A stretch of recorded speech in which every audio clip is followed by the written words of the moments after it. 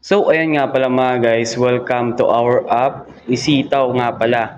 So, ayan, antayin lang natin siya mag-loading, then, ayan, okay na siya mga guys. So, bale, ito nga pala yung ating first na pag-login natin ngayon dito na naman kay Sitaw ngayong umaga. So, ngayon ay pupunta tayo sa ating account mga guys.